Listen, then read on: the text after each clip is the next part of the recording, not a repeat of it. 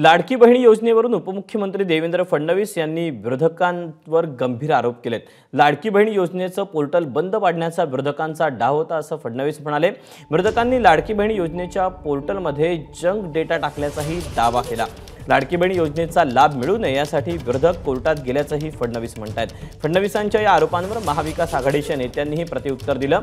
गृहमंत्री असलेल्या फडणवीसांनीच याची चौकशी करावी अशी मागणी सुप्रिया सुळेंनी केली। सध्याच्या काळामध्ये आपलं काही चुकलं, काही चुकीमुळे जर विपरीत अशा प्रकारचे परिणाम आले, सगळ्यात पहिलं काम काय होणार? सगळ्यात पहिलं काम हे करतील मुख्यमंत्री एकनाथराव शिंदेजींच्या नेतृत्वात सुरू झालेल्या सगळ्या योजना हे बंद करतील।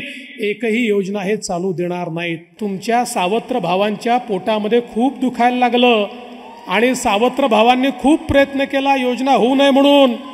मग पहिल्यांदा कोर्टात गेले, कोर्टाने त्यांना नाकारल्यानंतर काय केलं माहिती आहे? जाणीवपूर्वक फॉर्म भरून घेतले आणि त्याच्यावर पुरुषांचे फोटो लावले, काही ठिकाणी तर मोटरसायकलचे फोटो लावले, कोणी बगीचाचे फोटो लावले।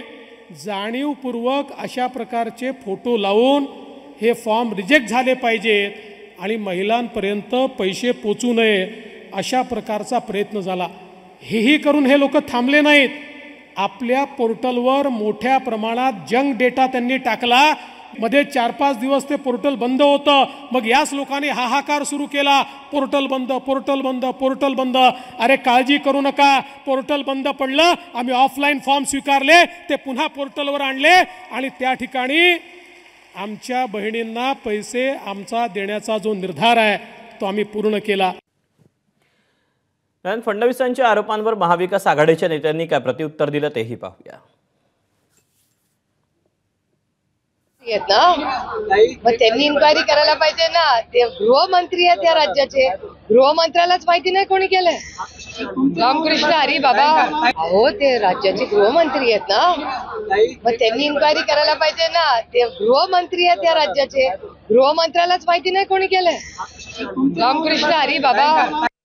कोणत्याही चांगल्या योजनेमध्ये ज्यांच्यापासून आमच्या महाराष्ट्राच्या जनतेला, महिलांना, बेरोजगारांना फायदा होईल अशी योजना ही कोणाच्या खाजगी मालकीची नसते, ती सरकारची असते।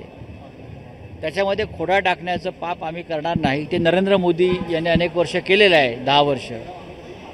काँग्रेस सरकारच्या योजना त्यांनी स्वतःच्या नावानं खपवल्या आणि काँग्रेसला शिव्या घातल्या। महाराष्ट्रामध्ये सुद्धा उद्धव ठाकरे मुख्यमंत्री असताना त्यांनी अनेक योजना निर्माण केल्या, पण हे सरकार आल्यावर त्यांनी त्या बंद केल्या, बंद करण्याचा प्रयत्न केला। तर आम्ही अशा प्रकारचं काम करणारी माणसं नाही।